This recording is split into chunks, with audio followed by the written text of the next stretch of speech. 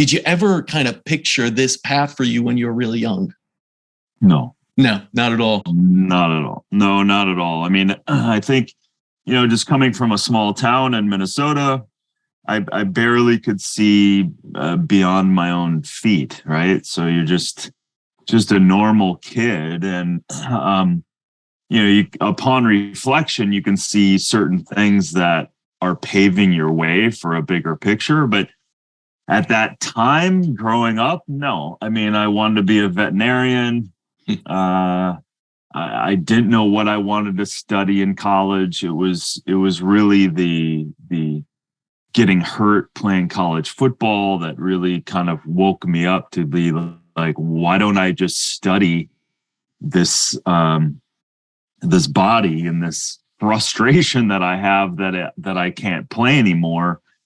And so that was the blessing. And then, it just kind of kept mushrooming from there, Yeah. And it often happens that way, that through our own kind of troubles, challenges, everything with our own body, right? Injuries, you see, diseases, that you go down a different path. You're thrust down that path. And for you started, you ended up traveling the world. You became this superfood, hunter in a sense.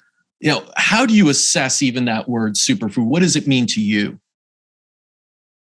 Yeah, I mean, it's on the one hand, you can answer it in many different ways. I think initially when I was, that term was given to me by a journalist in a Business Week article, and it just kind of stuck ever since. But at the time when I was deeply, running around the globe, I was looking for interesting, underutilized botanicals and foods and plants that had special qualities, special constituents, special compounds that were used for through indigenous cultures for a long time, and some of which were already known.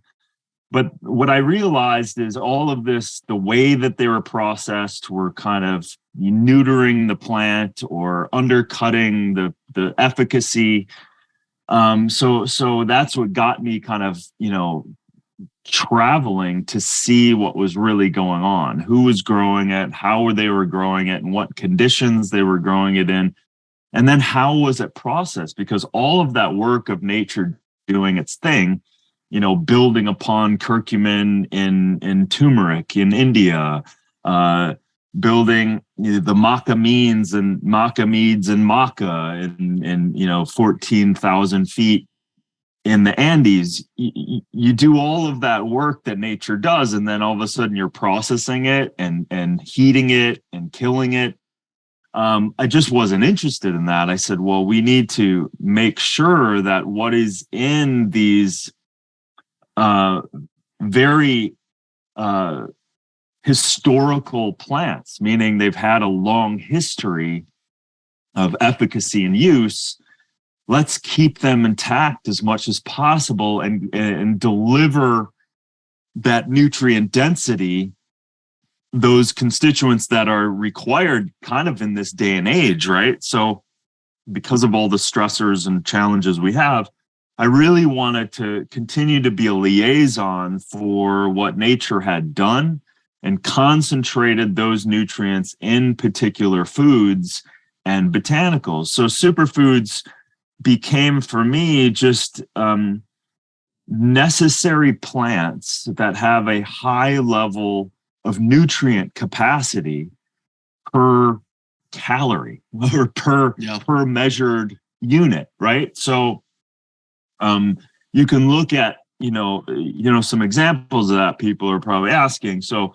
even really well fermented and grown cacao can be a superfood, right? Mm-hmm. Super high in magnesium, phenylethylamine, neurotransmitter activity, all of these things. Plus you have, this adaptogenic crowd of medicinal mushrooms and adaptogenic herbs, like things that help the body adapt to stressors, like astragalus and ashwagandha chaga mushrooms and reishi, schizandra, all of these things and a whole lot more.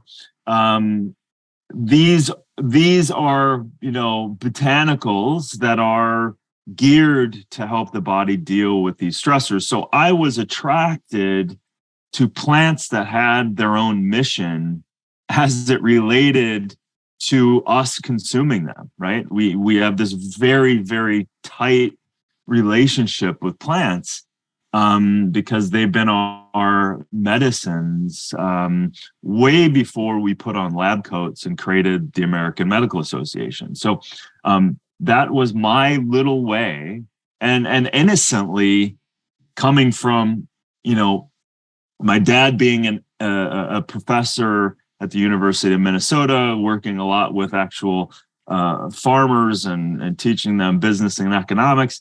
And my grandfather selling tractors in South Dakota, like I'm surrounded by farmers. So for me, it was kind of this innocent way of going out to the places around the globe to see what was really going on, and then trying to do the business of it by making it better for those people.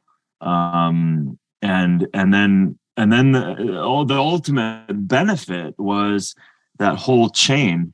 And so that when someone would consume that botanical that we work so hard to preserve, now the person has a chance to benefit from this superfood or this botanical coming from halfway around the world.